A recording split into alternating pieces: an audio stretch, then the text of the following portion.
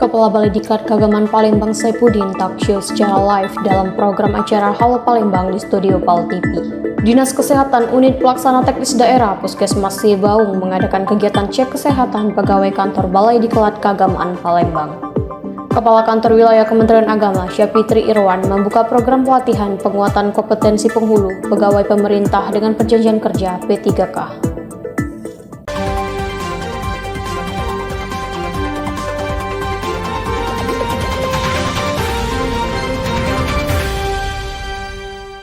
Halo sahabat LTV, TV-nya Balitbang. Selamat datang di kabar LTV sepekan yang membahas berita aktual seputar pendidikan, pelatihan, dan keagamaan.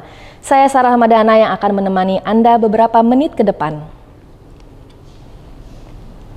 Lili Suryani sebagai pembina apel pagi Balai Diklat Keagamaan Palembang menilai etika dan kedisiplinan pegawai BDK Palembang hampir sempurna. Dalam sambutannya, ada dua hal yang ingin ia sampaikan, terutama etika dalam kelembagaan. Pada apel pagi Senin 7 Oktober 2024, Widya Iswara Ahli Utama Lili Suryani menilai etika dan kedisiplinan pegawai di BDK Palembang hampir sempurna. Itu terlihat dari seluruh pegawai mengikuti apel dengan tepat waktu, yang merupakan salah satu contoh kecil yang menandakan kedisiplinan. Kemudian Lilis menyampaikan sangat penting untuk menerapkan etika khususnya untuk diri pribadi masing-masing sehingga dapat mengimplementasikan nilai moderasi beragama yang ada di Indonesia. Etika ini adalah merupakan aturan, tata cara, norma, ataupun kaidah yang biasa kita gunakan sebagai pedoman asas-asas individu dalam melakukan suatu perbuatan atau kebiasaan. Dengan menanamkan nilai etika kehidupan, manusia akan baik di mata individu maupun kelompok, guna meningkatkan kebersamaan dan memahami karakter seseorang dalam lembaga yang nantinya akan bermanfaat bagi lembaga itu sendiri. Ia berharap pegawai BDK Palembang mendukung program-program tayangan dan dapat mengambil peran dalam membuat video edukatif di LTV. Saya yakin ya seluruh pegawai Balai Diklat ini sudah menerapkan tentang etika yang baik. Bagaimana berbicara, bertutur sapa dengan misalnya dengan orang yang lebih tua, dengan orang yang lebih senior atau seperti apa itu sudah dilakukan. Tapi untuk lebih mengingatkannya lagi, mudah-mudahan di Balai Diklat ini tercipta suatu ruang kerja yang nyaman, kemudian bisa menciptakan suatu kekompakan dan kebersamaan dalam bekerja.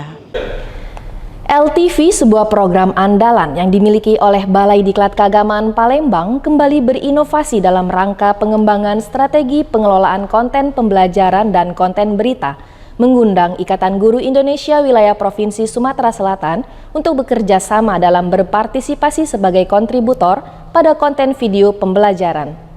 Pada Senin 7 Oktober 2024, LTV mengundang Ikatan Guru Indonesia IGI Wilayah Provinsi Sumatera Selatan untuk bekerja sama dalam bentuk MOU di mana IGI Sumsel ikut berpartisipasi sebagai kontributor dalam video pembelajaran. Kepala Balai Diklat Keagamaan Palembang Saipudin didampingi oleh Kasubag Tata Usaha Mukmin dan Ketua Tim Tenaga Teknis Pendidikan Iwan Sugianto menerima rombongan IGI Provinsi Sumatera Selatan yang didampingi oleh Aswin selaku Ketua IGI, beserta Sekretaris Wilayah Kartika Sari Eka Putri dan Erwin Prabowo, Ketua Bidang Sosial Kemasyarakatan IGI Provinsi Sumatera Selatan. Saipudin menjelaskan konsep MOU yang ditawarkan yaitu IGI Sumsel bersedia memberikan video pembelajaran dalam bentuk rekaman atau datang langsung ke studio LTV untuk tapping video, baik itu video pembelajaran maupun podcast seputar pendidikan, yang nantinya di dalam perjanjian MOU tersebut jadwal akan bersifat tentatif sehingga tidak akan merugikan kedua belah pihak. Ketua IGI Sumsel Aswin menyambut baik hal ini dan mengatakan IGI Sumsel siap berkolaborasi dengan LTV dalam mengembangkan video-video pembelajaran yang ditawarkan BDK Palembang. Ia juga menambahkan di dalam video pembelajaran maupun podcast nantinya turut ditambahkan profil sekolah, terutama sekolah-sekolah tertinggal. Hal ini untuk mengenalkan bagaimana perjuangan guru-guru di daerah yang tidak mudah sehingga bisa menjadi penyemangat untuk guru-guru lainnya dalam mengajar. Pertemuan ditutup dengan berkunjungnya tim IGI Sumsel ke studio LTV sebagai pengenalan terhadap studio LTV dan juga tim LTV yang akan bekerja sama dalam proses pengambilan video pembelajaran. Harapan kami agar kerjasama ini dapat terus berlangsung dan juga bisa ditingkatkan dengan kerjasama yang lain, misalnya melaksanakan kegiatan pelatihan bersama antara BDK dengan IGI Sumsel gitu. Kepala Balai Diklat Keagamaan Palembang, Saifuddin, mengadakan pertemuan dengan Rumah Moderasi Beragama Universitas Islam Negeri Raden Fatah Palembang untuk membahas potensi kerjasama dalam pengembangan moderasi beragama. Kepala Balai Diklat Keagamaan Palembang, Saifuddin, mengadakan pertemuan dengan Rumah Moderasi Beragama Universitas Islam Negeri Raden Fatah Palembang untuk membahas potensi kerjasama dalam pengembangan moderasi beragama pada Senin 7 Oktober 2024. Saifuddin mengatakan MOU antara BDK dan Rumah Moderasi Beragama akan membuka banyak peluang kerjasama, terutama di LTP, sebagai media pembelajaran yang dapat berkontribusi dalam mengisi ruang moderasi yang ada. Ia menambahkan bahwa LTP juga akan segera mengadakan lomba video pendek bertema moderasi beragama tingkat nasional, baik bagi ASN Kemenak maupun umum, sebagai bentuk peningkatan kualitas ASN. Untuk itu, Saifuddin juga berharap Rumah Moderasi dapat menjadi juri dalam ajang tersebut. Ketua Rumah Moderasi Beragama UIN Raden Fatah Palembang, Rohmadi, menyambut baik ajakan kerjasama tersebut dan akan mendukung program ini dan siap berpartisipasi tentang moderasi beragama dan sepakat untuk segera menyusun draft MOU dalam meningkatkan mutu program yang diusung.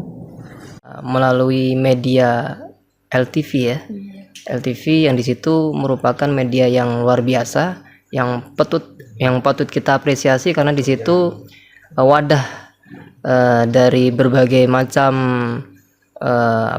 saluran edukasi untuk masyarakat. Mewakili teman-teman yang ada di UIN Raden Fatah Palembang, sangat mendukung, sangat mengapresiasi program ini.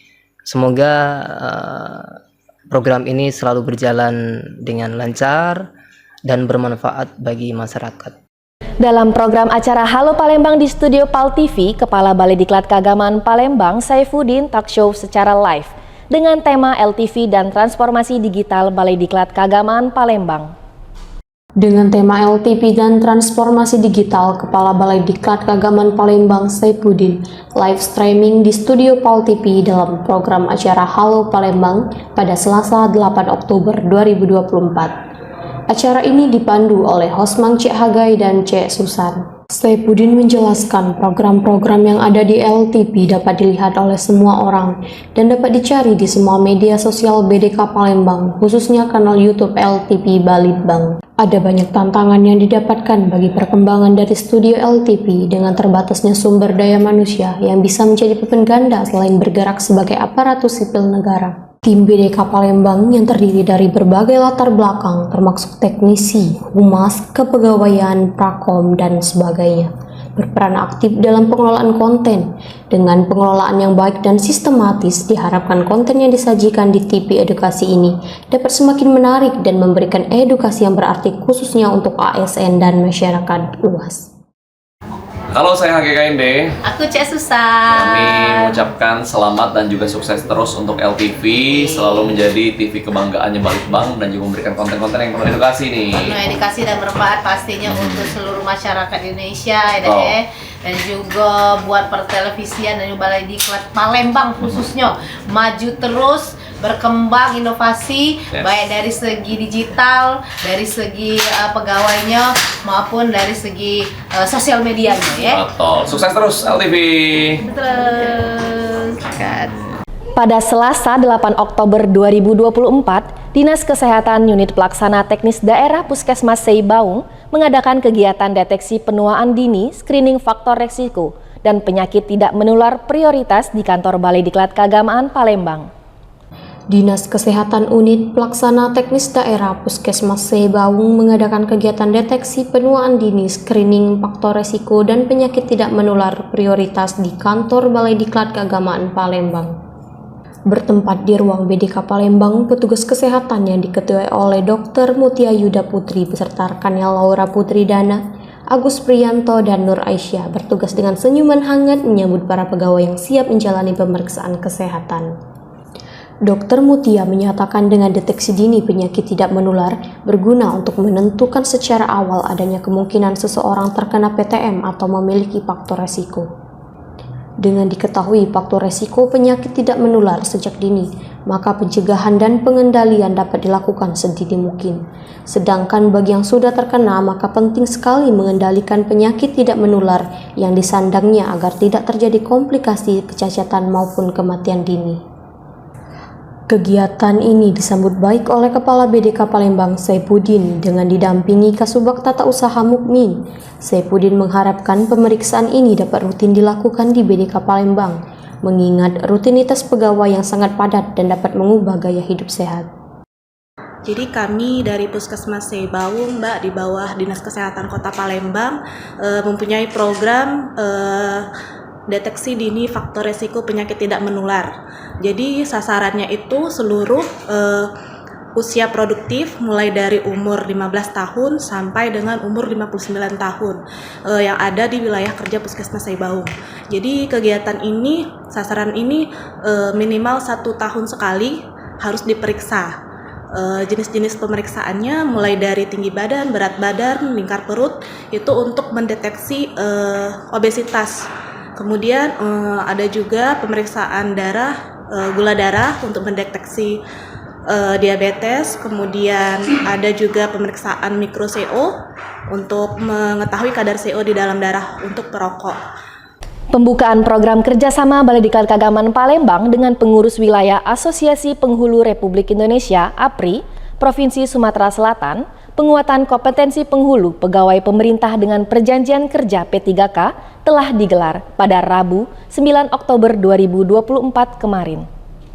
Pelatihan yang berlangsung selama 6 hari tersebut sepenuhnya dilaksanakan di Smart Class BDK Palembang dengan skema 3 hari pelatihan dilakukan secara luring dan 3 hari dilakukan secara daring. Pengajaran dalam pelatihan ini berjumlah 6 orang, yaitu 2 orang dari kantor wilayah Kementerian Agama Provinsi Sumatera Selatan dan 4 orang dari BDK Palembang.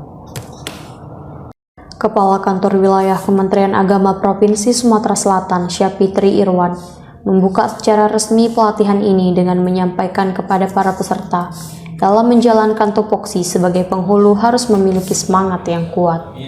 Ia berpesan agar menjadi orang-orang yang hidupnya mempunyai manfaat dan keberadaannya memiliki arti bagi banyak orang. Sebagaimana konsep kita sebagai umat muslim bahwa sebaik-baiknya kita adalah yang bermanfaat bagi orang lain. Kepala BDK Palembang Saifuddin mengatakan pelatihan dapat menjadi kekuatan baru dan meningkatkan kompetensi sebagai penghulu P3K. Kepala Pengurus Wilayah APRI Sumatera Selatan Anwar berharap dengan diadakannya pelatihan ini, para penghulu P3K di Sumatera Selatan dapat menjalankan tugas pokok dan fungsinya sebagaimana mestinya.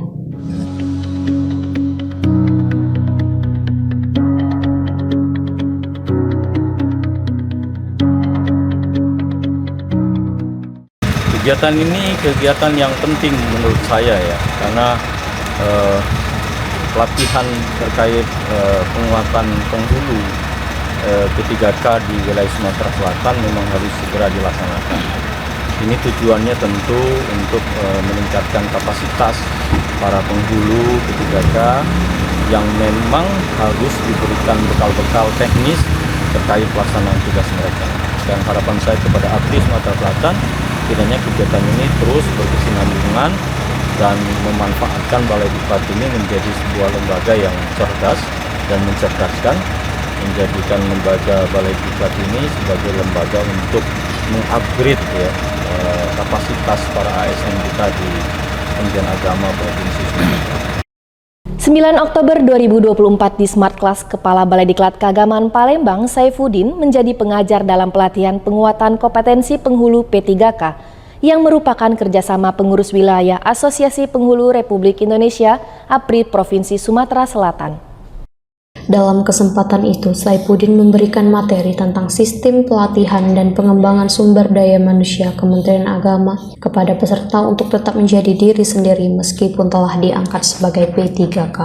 Para peserta diharapkan memiliki 3 kemampuan penting dalam bekerja, yakni kemampuan teknis bagaimana tugas dan fungsi sebagai penghulu, kemampuan manajerial dalam menempatkan diri di tempat kerja, dan kemampuan sosial kultural kepada sesama dan masyarakat umum. Dalam sebuah lembaga, dimanapun kita ditempatkan harus memberikan manfaat bagi lembaga tersebut. Di depan menjadi contoh, di tengah mampu mewarnai dan membangun motivasi, dan di belakang pun mampu memberikan dorongan semangat, kata Saifuddin. Saifuddin menyampaikan sebagai penghulu, para peserta harus bisa memahami karakter yang berbeda-beda di masyarakat, memiliki kemampuan sosial kultural, yakni mampu memahami karakter setiap lapisan masyarakat.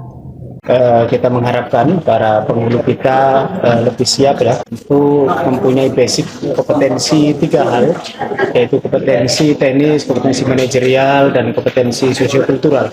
Dengan demikian, mereka ketika melaksanakan tugas sebagai penghulu melakukan pencatatan, profesional dan tahu tugasnya seperti apa.